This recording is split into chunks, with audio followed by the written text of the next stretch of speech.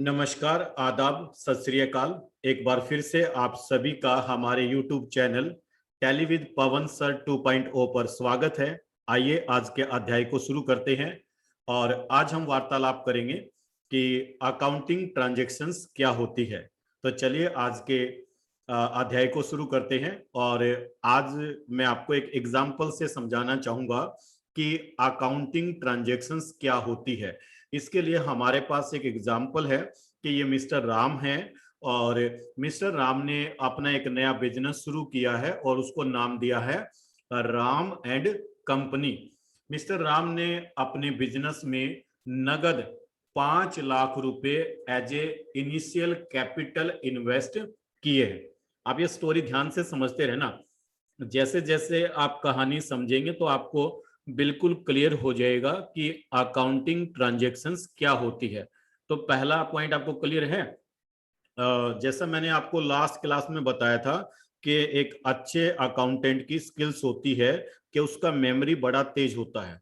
तो मैं आपसे निवेदन करूंगा कि जितनी बातें आपको यहाँ बताई जा रही है उन सब बातों को आप ध्यान से सुने, समझे।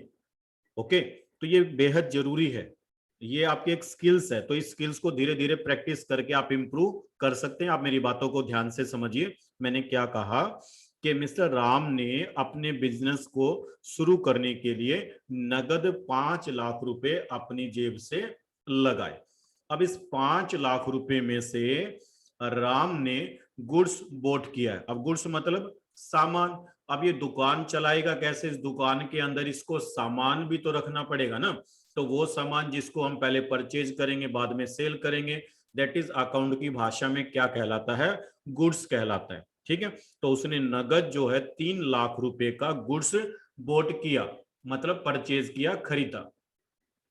अब उसने अपनी दुकान के अंदर क्या किया? उसने अपनी दुकान के अंदर फर्नीचर का काम करवाया। अब आपको पता है कि अगर दुकान शुरू करनी है तो फर्नीचर का मतलब फिटिंग का काफी सारा काम करवाना पड़ता है, जहां पर सामान वगैरह रखा जाता है, काउंटर्स बनवाने पड़ते हैं। तो लगभग उसने 50,000 रुपए का नगद में ये सारा काम करवाया। याद रखिए आप लोग। अब उसने क्या किया? अपनी दुकान को थोड़ा सा साज सज्जा देने के लिए 30,000 रुपीज का अराउंड जो है इलेक्ट्रिसिटी फिटिंग्स का काम करवाया, जिसमें उसने एसी लगवाए, ट्यूब लाइट्स लगवाई, फैंसी लाइट्स लगवाई, पंखे लगवाए, वो भी उसने नगद में काम करवाया। अब राम ने क्या किया कि उसने बिजनेस सपोज करिए कि अप्रैल में स्टार्ट किया, तो अप्रैल महीने का राम ने 10,000 रुपए रेंट पे किया मकान मालिक को है। उसके बाद राम ने क्या किया? अपनी मदद के लिए अपनी सहायता के लिए एक हेल्पर को जॉब पर रख लिया, छोटू को। और उसका सैलरी सपोज करिए कि राम उसको 5,000 रुपए पर मंथ सैलरी देगा। अब राम ने बताया कि भाई पहले महीने, अब जैसे अप्रैल में काम स्टार्ट हुआ था तो अप्रैल महीने में राम ने बताया कि मैंने 4 लाख रुपए का नगद में सामान बेचा और 1 लाख रुपए का मैंने सामान उधार में एबीसी कंपनी को बेचा। ठीक है, और इसी प्रकार से राम ने क्या किया? उधार में कुछ गुड्स परचेज किया है और किस कंपनी से किया है? रोहतक इंडस्ट्रीज से किया है। अब यहां पर पहली बात, क्योंकि हमने टॉपिक क्या लिया? अकाउंटिंग ट्रांजैक्शंस क्या होती है, तो मैं आपको बताना चाहूंगा कि these are the examples of accounting transactions. But इनमें से वही ट्रांजैक्शंस अकाउंटिंग ट्रांजैक्शंस कहलाएगी जिसको आप मनी टर्म्स में माप सकते हैं, मतलब जिसके बदले में पैसे का लेन देन हो, या तो लेन देन हो या पैसा लेन देन करने का प्रोमिस हो। मीन्स एक विश्वास दिया गया हो कि आज मैं आपकी दुकान से उधार में सामान खरीदता हूं और कल मैं आपको पैसा दूंगा, वो भी अकाउंटिंग ट्रांजैक्शंस होता है। तो एक बार ये सारी ट्रांजैक्शंस आप ध्यान से पढ़ें और इनमें से एक एग्जांपल ऐसा है जिसको हम अकाउंटिंग ट्रांजैक्शंस नहीं मान सकते। पढ़िए आप ध्यान से और बताइए। चलिए मैं वेट करूंगा कि आप लोग कमेंट्स में बताएंगे कि सर इसमें से ये वाला ट्रांजैक्शन अकाउंटिंग ट्रांजैक्शंस नहीं है।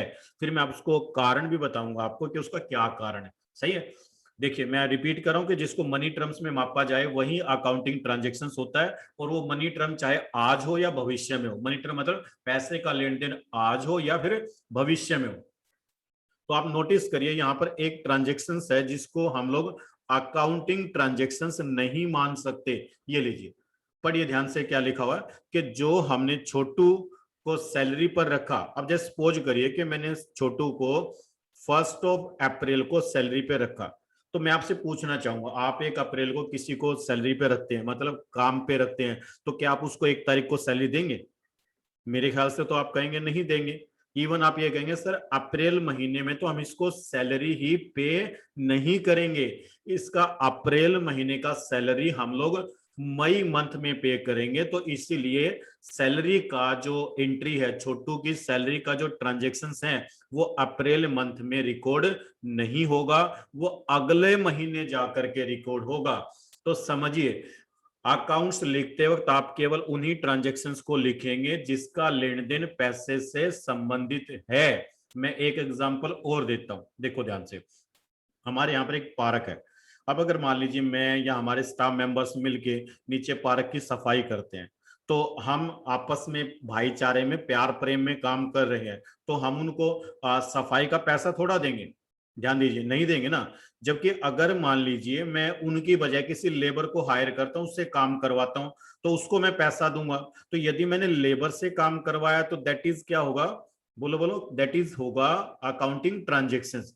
और अगर हम स्टाफ मेंबर्स मिलकर काम करें तो वो अकाउंटिंग ट्रांजेक्शन्स नहीं होगा। उसी प्रकार से सपोज करिए मैं आप लोगों को ट्रेनिंग प्रोवाइड करता हूं इंस्टीट्यूट के अंदर, तो इंस्टीट्यूट में मैं आपको ट्रेनिंग प्रोवाइड करता हूं, आप बदले में मुझे पैसा देते हैं, तो ये भी क्या कहलाएगा? अकाउंटिंग ट्रांजेक्शन्स कहलाएगा। बट जो हम अपने स्टाफ मेंबर्स का ट्रेनिंग लगाते हैं तो उनसे हम पैसा थोड़ा ही लेते हैं, तो वो अकाउंटिंग ट्रांजेक्शन्स नहीं कहलाएगा। तो उम्मीद करूंगा आपको क्लियर हुआ कि अकाउंटिंग ट्रांजैक्शंस कौन सी होती हैं। वे होती हैं जिनको हम मनी टर्म में माप सकते हैं और जिनका हमारी लाइबिलिटीज, एसेट्स, एक्सपेंसेस, इनकम के ऊपर प्रभाव पड़ता है। सही बात है। आइए और पढ़ते हैं कि अकाउंटिंग ट्रांजैक्शंस के बारे में ही पढ़ाई करेंगे अभी हम लोग। देखिए, व्यापार से संबंधित लेन देन को लिखना ही अकाउंट्स राइटिंग कहलाता है। बिल्कुल, देखो कितने सिंपल शब्दों में बात को कहा गया है कि अकाउंट्स राइटिंग क्या होता है कि व्यापार से संबंधित जो भी हम लेन देन करते हैं। अब सपोज करिए वो लेन देन कुछ ऐसे बिजनेस है वो उसको गुड्स में करते हैं, कुछ ऐसे हैं जो सर्विसेज में करते हैं, कुछ है ना। अब जैसे मान लीजिए मेरा बिजनेस है, मैं आपको सर्विस प्रोवाइड करता हूं, तो हमारे यहाँ पर जो लेन देन है वो किसका है? सर्विस का है। मार्केट में बहुत सारी दुकानें वो किसका करती हैं? गुड्स का करती हैं। और वो लेन देन किसका करते हैं? मनी का, मतलब पैसे का। तो ये जो लेन देन के लिखना है ना, बिजनेस का, जो बिजनेस का लेन देन होता है उसको लिखना होता है, उस लिखने को ही हम क्या बोलते हैं? अकाउंट्स राइटिंग बोलते हैं। अच्छा, एक बात बताइए, ये जो अकाउंट्स राइटिंग है, अब आपने देखा होगा जब शुरुआत में बिजनेस छोटा होता है तो कुछ लोग लिखते हैं, कुछ लोग नहीं लिखते। लेकिन अगर मान लीजिए आपका एक ऐसा बिजनेस है कि उस बिजनेस के अंदर लॉट्स ऑफ ट्रांजेक्शन्स होती हैं, जैसे अगर मैं कहना चाहूँ मान लो एक महीने में 200-250 ट्रांजेक्शन होती हैं, जैसे मैंने अराउंड 9-10 ट्रांजेक्शन लिखी थी, तो अगर किसी बिजनेस के अंदर ऐसी एक महीने के अंदर 200-300 ट्रांजेक्शन, 200-300 ट्रांजेक्शन होती है, तो क्या ये पॉसिबल है कि आप बिना लिखे हैं, बिना लिखे, अब ये लिखना ही क्या भाई? लिखना ही अकाउंट्स राइटिंग है। तो क्या ये पॉसिबल है कि बिना लिखे आप इतनी बातों को याद रख पाए? और जब कल को कोई आपसे आए, पूछे हाँ जी मुझे आपका कितना लेना है, कितना देना है, तो आप बता पाएंगे? तो बिना लिखे तो आप बिल्कुल भी नहीं बता पाएंगे। सही बात है। तो इसलिए अकाउंट्स को कहा जाता है कि accounts is a language of business, क्योंकि जब आप बिजनेस के बारे में अकाउंट्स लिखेंगे तभी तो आप उसको पढ़ के बता सकते हो कि आपका बिजनेस कैसा चल रहा है। जब आपने अकाउंट्स ही ना लिखा तो आप कुछ भी नहीं बता सकते। अगर आप किसी भी बिजनेस को अंडरस्टैंड करना चाहते हैं तो उनकी जो फाइनेंशियल स्टेटमेंट होती हैं, जो अकाउंट जो लिखा जाता है उसके बाद में जो फाइनेंशियल स्टेटमेंट तैयार की जाती है, बैलेंस शीट तैयार की जाती है, इनकम स्टेटमेंट तैयार की जाती है, तो उसको देख करके आप तुरंत बता सकते हैं कि इस बिजनेस का फाइनेंशियल स्टेटस कैसा है। तो ये बेहद जरूरी है कि जब आप कुछ भी लेन देन करें, ध्यान दीजिए बहुत जरूरी पॉइंट बता रहा हूं कि ये जरूरी है कि जब भी आप बिजनेस से संबंधित कुछ भी लेन देन करें तो लेन देन करने से पहले आप इस कहावत को याद कर लें कि पहले लिख बाद में दे, भूल लगे तो लिखे हुए में से ले। याद रखेंगे आप लोग। चलिए अब हम बात करते हैं कि अकाउंट्स जो लिखा जाता है ना, अकाउंट्स जो है वो एक पूर्णता, मतलब अकाउंट्स को ओवरऑल आप एक सिस्टमेटिक तरीके से, अकाउंट जब लिखा जाता है तो अकाउंट्स पूर्णता सिस्टमेटिक तरीके से डेट वाइज और सीक्वेंस में है, अकाउंटिंग नियमों को फॉलो करते हुए नियमित तरीके से लिखा जाता है। अकाउंट्स लिखने का एक सिस्टम होता है कि अकाउंट्स को हम डेट वाइज लिखते हैं और जिस सीक्वेंस में जो घटना घटित होती है उसी सीक्वेंस में वो अकाउंट्स के अंदर दर्ज की जाती है। अकाउंट्स जब लिखा जाता है तो हम अकाउंट्स के नियमों को फॉलो करते हैं और एक नियमित मतलब एक सिस्टमेटिक ढंग से हम लोग अकाउंट्स को लिखते हैं। तो ये सारी बातें कि अकाउंट्स कैसे लिखा जाएगा, कैसे सिस्टमेटिक तरीके से डेट वाइज सीक्वेंस में नियमों को फॉलो करते हुए, ये हम आपको आगे आने वाली वीडियोज में सारा सब कुछ सिखाने वाले हैं। ठीक है, तो अब मैं अगर आपसे ये कहूं कि भाई यदि आपको हमारे वीडियोस पसंद आते हैं तो क्या आप हमारे वीडियोस को लाइक करते हैं, कमेंट्स करते हैं? और मेरा एक सवाल है कि क्या आपने अभी तक हमारे YouTube channel Tally with Pawan sir को सब्सक्राइब किया?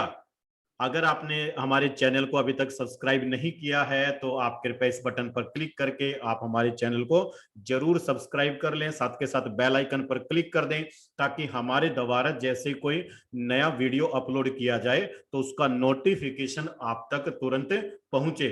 और आज की इस क्लास में हमने जाना कि अकाउंटिंग ट्रांजैक्शंस क्या होती है, तो उम्मीद करूंगा दोस्तों कि आपको अच्छी प्रकार से समझ में आ गया कि अकाउंटिंग ट्रांजैक्शंस क्या होती है? वो होते हैं जिनको हम मनी टर्म्स में माप सकते हैं। ओके, तो आज का ये वीडियो देखने के लिए मैं आप सभी का हृदय की गहराइयों से बारंबार धन्यवाद करता हूं, अभिनंदन करता हूं।